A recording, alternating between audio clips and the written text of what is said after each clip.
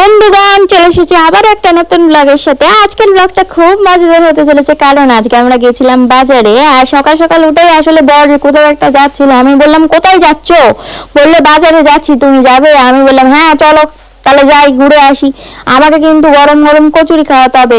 ও বললো, হ্যাঁ তাই খাওয়াবো, চলো। তারপর হাফ রাস্তায় গিয়ে বলে, আমার টাকা নাই, পকেটে একটাও টাকা নাই, আমরা কোথায় যাচ্ছি? আমি বললাম, ঠিক আছে তাহলে চলো এটিএমে, চলো এটিএমে গিয়ে খান পাঁচেক টাকা তোলো।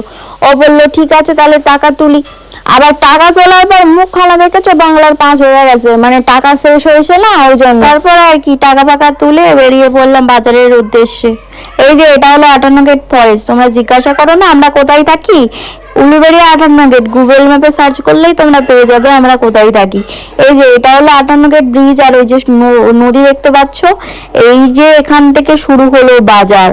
বাপরে বাপ, আমি তো গিয়ে দেখি কত দূর অব্দি বাজার বসেছে। মানে তোমরা এই বাজারে সব কিছু পেয়ে যাবে, জুতো সেলাই থেকে চণ্ডীপাত সব কিছু পেয়ে যাবে অ্যাভেলেবেল। মানে মানে কিছু পাবে না না বললেই চলে, ঠিক আছে।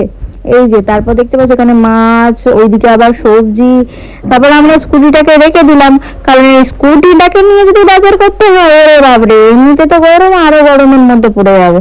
দেখেছো দেখেছো এখানে কত রকম সবজি বসেছে। এই দেখো চারিদিকে শুধু সবজি আর সবজি। এত সবজি দেখলে তো আমি পাগলাই হয়ে যাবো। যেখানে আমরা হেঁটে হেঁটে যাচ্ছি আর আশেপাশে এত লোক, মানে কি বলবো।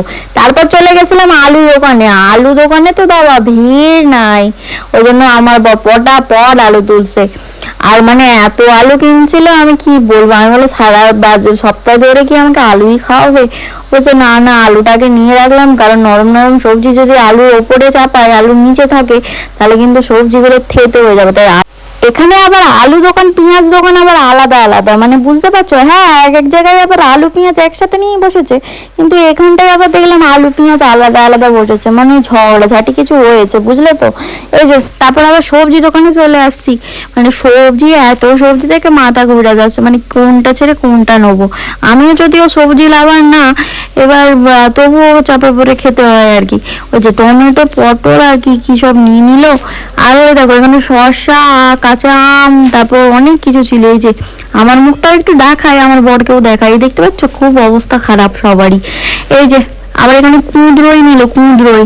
এই যে কাকাটা কিন্তু ভালো, বেশ ভালো ছিল, সব মেপে মেপে সুন্দরভাবে দিচ্ছিল। একটু কমাতে বললাম, বলতেই আবার একটু কমিয়ে দিল। আবার অল্প একটু কাঁচা লঙ্কাও দিয়ে দিয়েছিল, খুব ভালো। দেখো আমার বর আবার কাঁচা আম নিচ্ছে। আমাদের ঘরে কিন্তু আমটা খুবই খাওয়া হয়, মানে চাটনিতে আম, তারপর ডালে আম, মানে বহুত আমটা খাওয়া হয়। তারপরে আর কি বর বললো, দাঁড়াও আমি একটু আখের রস খাবো। আমি বললাম, তাহলে চলো। এবার ও বললো, আমি খাবো কিনা, মানে আমাকে আমি খাবো কিনা। আমি বললাম, না না, আমি আখের রস খাবো না। সকাল সকাল আখের রসটা খেলে না শরীরটা কেমন ম্যাচ ম্যাচ করে। আমি আর আখের রসটা খেলাম না, ওই খেলো। তারপর আবার কি বাজার আবার শুরু করলাম। এই যেখানে বেগুন নিচ্ছে, আমি একটু বেগুন খেতে আবার একটু বেশিই ভালোবাসি, সেই জন্য ও আবার ভর্তি ভর্তি করে বেগুন নিচ্ছে। আমি খেতে ভালোবাসি বলে এত নেওয়ার কি দরকার। কাকুটার দোকানে কিন্তু অনেক কিছুই ছিল, এখানেও কুঁদরোই ছিল, কিন্তু ওই যে ওখান থেকে কুঁদরোই নিয়ে নেওয়া হচ্ছিল, তাই জন্য আর এখান থেকে নেওয়া হলো না। এখানে আবার এই যে এগুলোকে কি বলে, চিচিঙ্গা নাকি, চিচিঙ্গা, তারপর এই ঝিঙ্গে, এইসব এখানে পাওয়া যাচ্ছিল। আমার অল্প কটা ঝিঙ্গে নিল, আর এই যে চিচিঙ্গিটাও নিল। ভাবছিলাম অল্প করে নেবো, কাকুটা আবার বেশি করে আর একটা চাপিয়ে দিল। আর কি করা যাবে, নিয়ে নিলাম। তারপরে এই যে আমার আবার ঝিঙ্গে চিচিঙ্গে এগুলো অতটাও ভালো লাগে না। এই যে দেখো চাপিয়ে দিল, আর কি করা যাবে বলো, নিয়েই নাও। আর ঠিক আছে তাই দিয়েই দাও। প্রথম না না করছিল, তারপর বললো ঠিক আছে তাহলে দাও, রুটি দিয়ে ভাজা করে খাওয়া যাবে। তারপর আবার এই যে ঢেঁড়স দোকানে চলে, এখানে আবার এত ঢেঁড়স, আমি বললাম চাষ কোথায় হয় রে বাবা, এত ঢেঁড়স কোথায় পাওয়া গেছে। তাছাড়া এখন গরম পড়ে গেছে, ঢেঁড়স তো কমে যাওয়ার কথা। তো এখানে কত ঢেঁড়স পাওয়া যাচ্ছিল, আমি তো দেখেই ভাবছি বাজারে এত কিছু পাওয়া যায়। হ্যাঁ, আগে যদি আমি আমার দাদুর সাথে বাজারে যেতাম তখন বেশ মজা লাগতো। আর অনেক ছোটবেলায় যেতাম তো, তখন বেশ দিনগুলো বেশ ভালো ছিল। দাদুর হাত ধরে যেতাম, বাজার করার পর দাদুকে নিয়ে একটু বলতাম যে আমাকে একটু এইটা কিনে দাও, ওইটা কিনে দাও। সেটা তো আর হয় না। এই এখন বড় এসে বরকেই ধরি, বর আবার বলতে আবার বলে, চিচিঙ্গি তুমি এই এটা নাও, এটাকে কি বলে ভুলে গেছি। তো এই যে এটা আবার মাছ দোকানে চলে এসেছি আমরা। মাছ এখানে অনেক রকমের মাছ ছিল, আর মাছ তো আমি চিনতেই পারছিলাম না এটা কি মাছ। এই যে লাল লাল ছিল ওটা মনে হয় রূপচাঁদ, আর ওই ইয়েতে ছিল মনে হয় এই পোনা মাছ, আর বাকিগুলো আমি ঠিক বুঝতেই পারছিলাম। ভোলা মাছ চেনা যায়। আর এখানে এইটা হচ্ছে এই মাছ ছিল। আমার বল আবার বলছে দাও টাকা দাও, তোমাদেরকে দেখাচ্ছি মাছ, ও আবার খালি ডিস্টার্ব করছে। এই যে এটা মনে হয় তোমার রুই মাছ, আমি ঠিক জানি না, যদি ভুল করে থাকে ক্ষমা করে দিও, আমি ঠিক মাছ চিনতে পারি না। আসলে ছোটবেলা থেকে দাদু অনেক মাছ দেখিয়েছে, কিন্তু আমি ওই মাছ খেতে ভালোবাসি, কিন্তু চিনতে আমি ঠিক খুব একটা পারি না।